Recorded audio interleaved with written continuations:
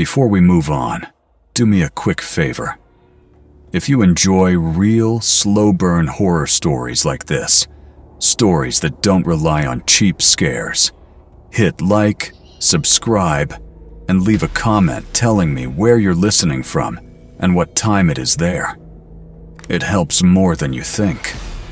I already had the driver's side door cracked open when I noticed him. He was standing near the auxiliary fuel tank, just outside the direct wash of the canopy lights. His posture was relaxed, too relaxed. One arm was raised, holding a phone pointed at the side of my trailer. Not angled like someone taking a casual photo. Not shaky, deliberate, steady. The diesel pump continued its low mechanical hum beside me. Fuel was flowing. The receipt printer inside the kiosk chirped faintly through the glass doors, but the attendant was nowhere in sight. When our eyes met, he didn't flinch. He didn't lower the phone. Instead, he subtly adjusted the angle, like he was framing something specific along the trailer's edge. He took 2 slow steps backward, still filming. His lips moved as if he were speaking into the phone, but there was no sound. No earbuds. No visible call screen glow. Just movement. That's when the dark sedan parked near the edge of the lot turned on its headlights.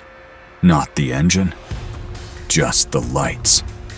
They flooded the rear of my trailer in a flat, blinding white beam. That was the moment I understood something had already been happening long before I noticed it. I'd pulled into that 24-hour fuel stop just over the state line, coming off a familiar eastbound route with a sealed dry cargo load. Nothing flashy, nothing disposable either. The lot was mostly empty. 2 trucks idling further down, their cabs dark, the sedan, and now him. The canopy lights were bright enough to create comfort, but not safety. Between the pumps were pockets of shadow thick enough for someone to stand unnoticed. I remembered seeing the sedan shift slightly when I first parked. I'd dismissed it then. I wasn't dismissing anything now. My plan had been simple. Fuel up, use the restroom, grab coffee, get back on the highway before fatigue crept in. That plan was gone. I'd left the engine running out of habit.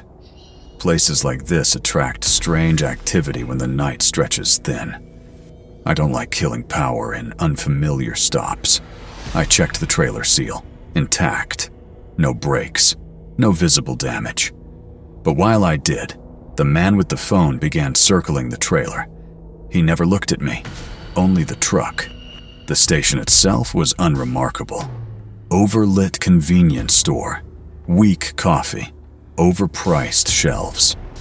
The attendant reappeared only long enough to activate the pump. He didn't speak, didn't make eye contact. Went straight back inside. One of the trucks I'd noticed earlier was gone now. I hadn't heard an engine, hadn't seen headlights. The sedan remained. Its lights were off again, but the faint reflection on the windshield told me someone was still inside. That's when unease shifted into calculation. I've been driving long enough to recognize patterns, distraction tactics, routine observation, testing reaction time. What wasn't normal was how obvious they were being. The raised phone, the stillness, the lack of pretense. This wasn't theft, it was assessment. And without realizing it, I was participating. When the tank filled, he repositioned himself near the rear doors, close enough that I could see the outline of his shoulders. I didn't see him touch the seal, but I couldn't see his hands clearly either. The sedan's engine started softly, not revved, not rushed.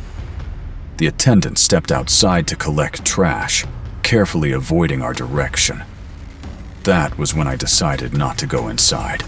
I climbed back into the cab, leaving the door open just long enough to watch the mirror. The man stepped back again, typed something, waited. The sedan's headlights came on once more, not moving, staging. I started rolling. Slowly. As I reached the exit, the sedan followed, keeping exactly 2 spaces back. A mile down the road, another dark car appeared ahead. Same low profile, same unremarkable shape. It slid into the lane without passing. Containment. They controlled speed without forcing it. Too slow to ignore, too subtle to accuse. I dropped below the limit. They matched. Then came the vibration. Not an impact.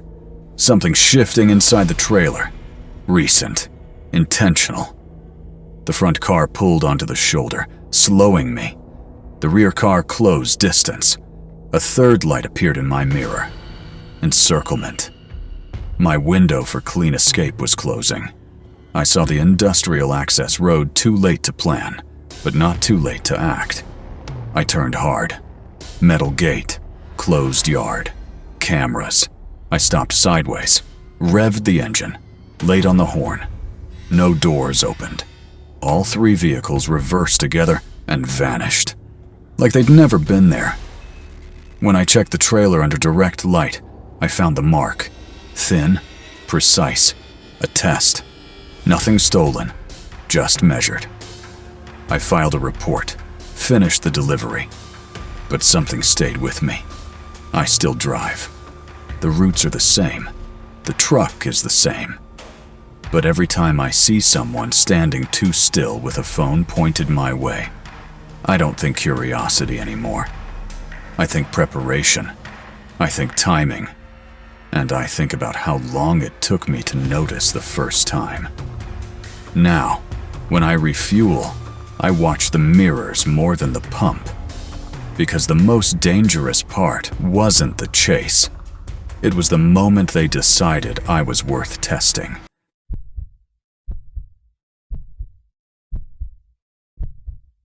The first sign wasn't a warning light or a sudden alarm screaming from the dashboard. It was something far more dangerous in a system like mine. Something subtle enough to be ignored for miles if you weren't trained to feel it. A slow, mathematical drop in air pressure.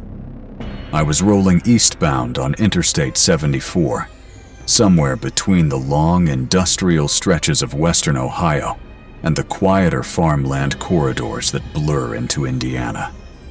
Late afternoon light was thinning, stretching across the asphalt in long, pale streaks that made distance hard to judge. At first, I thought it was nothing. These systems breathe. They fluctuate. Temperature shifts, load adjustments, micro leaks that correct themselves. But this wasn't correcting. This was descending. Not in spikes, not in warnings, in steps. A few PSI down, hold, then a few more. And each time I checked the pedal response, it lagged just a fraction of a second longer than it should have. That fraction is everything when you've been driving long enough. I eased off the accelerator and shifted slightly right, letting the truck settle into a calmer rhythm. My eyes flicked between the road and the dashboard cluster. Everything looked normal if you didn't know what normal felt like. But I did. And something had changed. Air brake systems don't lose pressure like this on open road without a reason. Not unless there's heat, damage, or interference. I mentally ran through the checklist I always keep in the background of my head. Compressor working, reservoir stable, for now. No audible leak, no sudden vibration, nothing added up, which was exactly what made it worse. Because the worst failures don't announce themselves, they negotiate. A few miles back, I had stopped at a smaller roadside fuel station just outside Dayton. Nothing memorable at the time. Tight lot. Overpriced diesel. A quick restroom break. A short walk around the trailer just out of habit. But now that memory came back with weight. A white utility van. Parked too close to my trailer's rear axle. Close enough that I remember thinking it was just bad parking. Or someone in a hurry. At the time, I didn't care. Now I did. Because the timing lined up too cleanly. 15 minutes of absence. That's all it takes when someone knows exactly what they're doing. I tested the brake gently. The response came half a beat late. Not dangerous yet. But no longer theoretical either. That's when I turned on the hazard lights. Not because I was panicking, because I was transitioning from driving to managing a system failure. There's a difference. One is motion. The other is survival. I scanned the road ahead. Flat stretch, light traffic. No immediate shoulder wide enough to safely commit to without thinking it through. And thinking too slowly in this situation is how people misjudge braking distance. I downshifted slightly and held steady pressure on the pedal. The gauge dipped again. Consistent, controlled, almost intentional. That thought shouldn't have formed, but it did. Because mechanical failures don't usually feel structured. This did. I glanced at the mirror. Nothing immediately behind me except distant headlights. But something about the spacing felt off, like traffic was there, but not committing. Hanging back, observing. That word stuck harder than I wanted it to. Observing implies awareness, and awareness implies intent. I reduced speed further and started scanning for an emergency pull-off or a widened shoulder section. That's when the pressure dropped again, slightly faster this time. Not catastrophic, but responsive, like whatever was happening was reacting to load changes, to braking input, to movement, which meant one thing. It wasn't just passive leakage. Something was influencing it. I stopped trusting the system completely at that point. I began treating the truck like it had already failed, and I was simply negotiating how long it would function before collapse. That changes how you drive. You stop thinking in distance. You think in exit points. I saw one ahead, a wider shoulder near an overpass, concrete reinforced, minimal roadside clutter. Good enough. Not perfect. But nothing about this situation was perfect. As I slowed further, I noticed something unusual. The pressure drop accelerated slightly during braking, then stabilized when I held constant speed, then dropped again when I eased off. That pattern shouldn't exist in a normal system failure. Not like this. That's when the word stopped being mechanical in my mind and started being procedural. I reached the shoulder and brought the truck to a controlled stop, kept the engine running, kept everything alive. Because shutting down completely in a compromised brake system is sometimes worse than staying active. The silence outside hit immediately. No wind noise inside the cab, just the faint hiss I hadn't noticed before. Very soft, very controlled, coming from the rear axle area. I stepped out. The air outside was colder than expected, the kind of cold that makes sound feel sharper. I walked toward the rear of the trailer. Didn't rush. Rushing hides details, and details were everything now.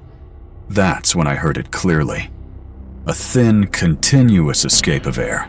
Not loud, not chaotic, precise. I crouched near the axle assembly, and there it was. A secondary line connection, slightly loosened. Not broken, not snapped. Just rotated out of ideal tension. Half a turn, maybe. Enough to create a controlled leak. I didn't move for a second, because understanding something like that doesn't come instantly. It arrives in layers. First, mechanical confirmation. Then, probability. Then, intention. Someone had been here, recently, deliberately, and they hadn't tried to destroy the system. They had tried to shape its failure timing. That distinction is everything. A truck passed slowly on the highway. Too slow. I noticed it immediately. No hazard lights. No inspection decals, just a brief reduction in speed as it passed my position. Like it was looking, not stopping, not helping, just verifying. That's when my skin tightened. Not from fear, exactly, but recognition. This wasn't random anymore. This was coordinated observation. I tightened the fitting manually. Pressure inside the system responded immediately when I climbed back into the cab. That confirmed it. No structural damage, only external interference, which is far worse. Because damage is random, interference is intelligent. The gauge rose, then stabilized. Then, briefly, the warning system triggered and stopped again, like it was remembering a condition that no longer existed. That's when I understood something I didn't want to accept. They hadn't just tested the system, they had tested me. I merged back onto the highway carefully. No acceleration, no confidence, just controlled motion. That's when the white utility vehicle appeared behind me again. Same one, or same type. No markings, no urgency, just distance. Maintained. Perfectly. And that's what made it impossible to ignore. Because coincidence doesn't maintain spacing. People do. Ahead, another vehicle appeared briefly in the far lane, matching speed fluctuations with the one behind, creating a corridor, not blocking, guiding, or containing. And that's when the real shift happened in my thinking. This wasn't about stopping me. It was about ensuring I reached a specific failure condition at a specific time. On the road. Not at a stop. Not in safety. In motion. Where physics decides outcomes faster than human reaction. I took the next exit I could safely commit to. Industrial access road. Poor lighting, empty structures. But controlled space. The moment I turned off the highway, both trailing vehicles adjusted. But not aggressively. Like they were recording the deviation, not preventing it.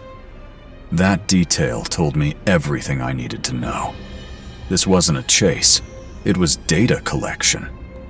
I stopped near a closed yard with security lighting and metal fencing, stayed in the cab, didn't exit immediately. Watched the mirrors. The vehicle slowed near the entrance, then left. Not rushed, not startled. Just complete withdrawal, as if their job ended the moment I left the controlled highway corridor. I checked the connection again, fully tightened now. Pressure stable, system recovering. But my understanding had changed permanently. Because the danger was never catastrophic failure, it was calibrated failure. Failure that looks natural until it isn't survivable. I filed the report later at a proper inspection facility. Mechanic confirmed it immediately. Manual adjustment. Recent. Intentional. No doubt. No ambiguity. But no culprit either. Because intent on a highway doesn't leave signatures. Only outcomes. And even now, days later, I still notice something new. Not the truck. Not the system. But people who stand too long near parked trailers. Phones raised slightly too steady. Eyes not moving like curious drivers, but like observers waiting for a response. Because once you've seen a system breached without breaking, you stop believing in coincidence.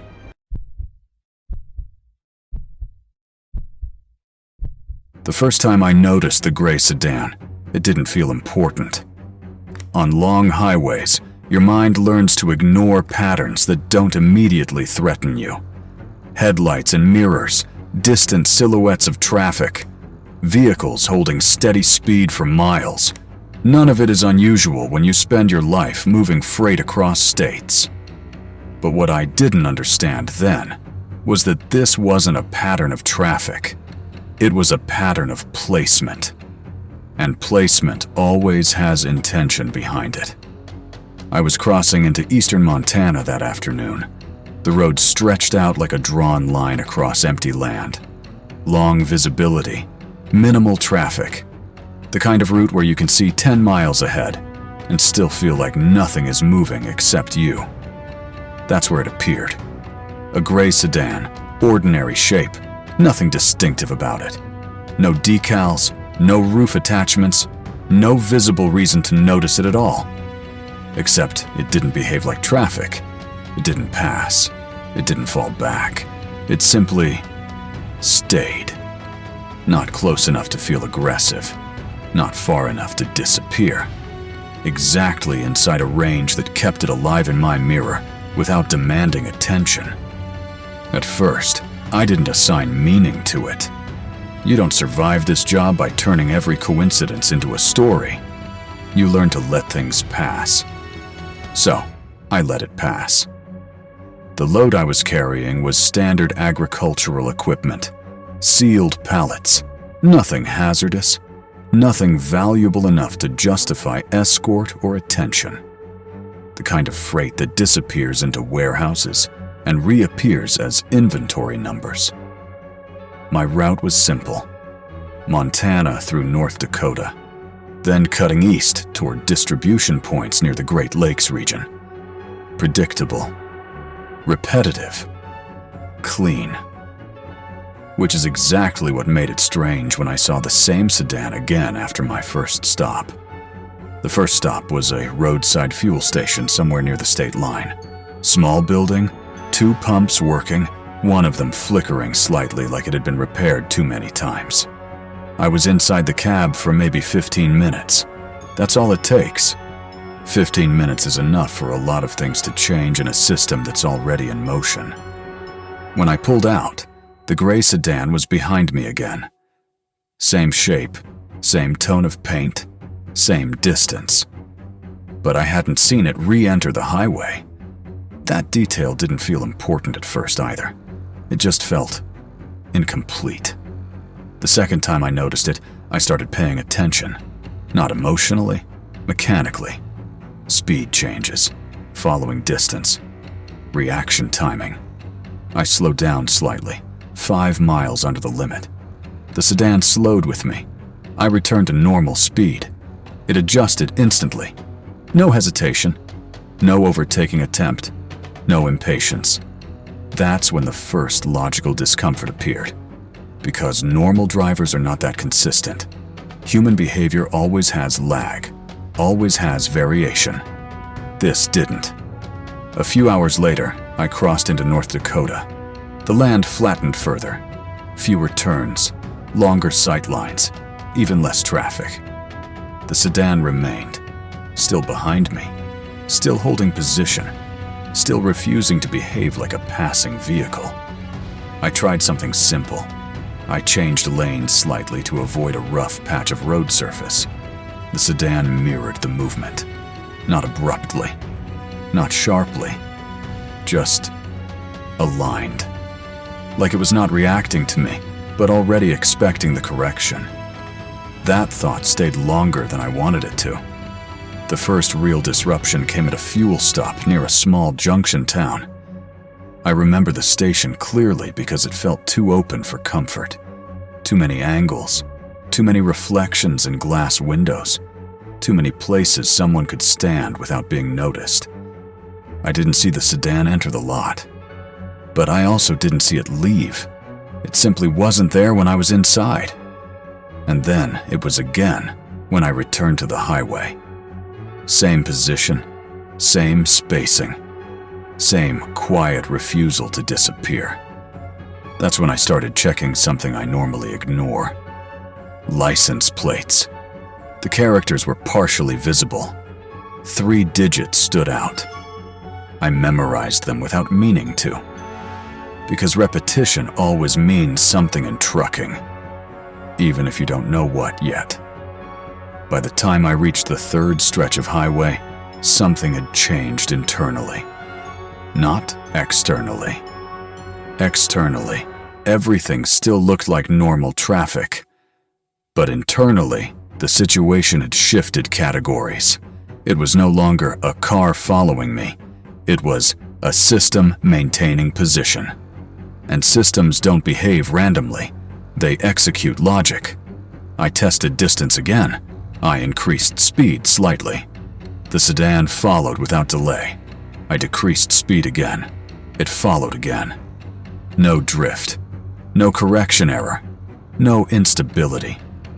That's when I realized something more disturbing. It wasn't trying to overtake me. It wasn't trying to pass me. It was maintaining relationship distance, as if my truck was the reference point. The next stop was not planned. I forced it. A sudden turn onto a rural access road that cut away from the main highway and led into open farmland. No signal. No gradual slowdown. Just a direct exit. If the sedan was reacting normally, it would have either followed immediately or continued straight. Instead, it did something else. It continued forward. Straight. Without hesitation. I stopped completely on the side road. Engine running. Waiting. 2 minutes passed. No sign of it. For the first time, the mirror was empty. That should have felt like relief. Instead, it felt like reset. Like something had been recalibrated. When I re-entered the highway, I expected uncertainty. Instead, I got precision. The gray sedan reappeared again after a few miles. Same position, same distance, same silence. That's when I stopped treating it like coincidence and started treating it like tracking behavior. But tracking requires continuity, and continuity requires explanation. I didn't have one. I tried another test. Long, steady speed, no variation, no braking, no acceleration. For nearly 20 minutes, I held constant motion. The sedan held constant distance. No drift, no mistake, no correction lag. That's when the idea formed fully. It wasn't learning my behavior. It already knew it. At a small town near the next state line, I entered a well-lit commercial zone with cameras on intersections. I made deliberate turns, left, right, looped once through a parking corridor. The sedan disappeared from view. For a few minutes, I allowed myself to think it was over. Then, I re-entered the highway, and it was there again, behind me. Exactly where it should have been if it had never left. That moment removed the last layer of rational denial, because vehicles don't vanish and reappear in correct position without continuity somewhere in between. Not without being ahead of your decisions. Not without anticipating your route. I stopped reacting emotionally after that. I started reacting structurally. If it was anticipating me, then randomness would break it. So I introduced randomness. Unplanned exits, irregular speed changes, minor deviations in routing. But every time, the same outcome repeated. It adjusted. Or it arrived before adjustment was visible. That's when the feeling shifted from observation to something heavier. Not pursuit. Not chase. Presence. Continuous presence that doesn't rely on movement. The final stretch toward my delivery point was the most revealing. A long highway corridor leading into an industrial distribution zone. No exits for miles. No opportunities for disappearance. Just open road. And certainty. I kept checking mirrors, expecting variation. There was none. The gray sedan held its place until the final approach. Then something changed. As I entered the secured yard of the distribution center, floodlights washing over concrete and stacked cargo containers, I saw the sedan for the last time. It did not follow inside. It did not stop. It simply continued on the main road and vanished beyond the facility lights, like its purpose ended exactly at the threshold. I delivered the cargo without incident. No damage. No delay that couldn't be explained away. Officially, nothing happened. And that was the most unsettling part. Because everything I experienced had no official shape. No report structure that could fully contain it. Just fragments. A vehicle that maintained impossible distance. A pattern that survived every attempt to break it. A presence that vanished only when observation was complete. Weeks later, I still drive, but I no longer measure traffic as movement. I measure it as behavior consistency. If a vehicle stays too stable in my mirror, I don't think driver, I think system. And systems don't follow roads. They follow logic. And sometimes, logic learns your route before you finish choosing it.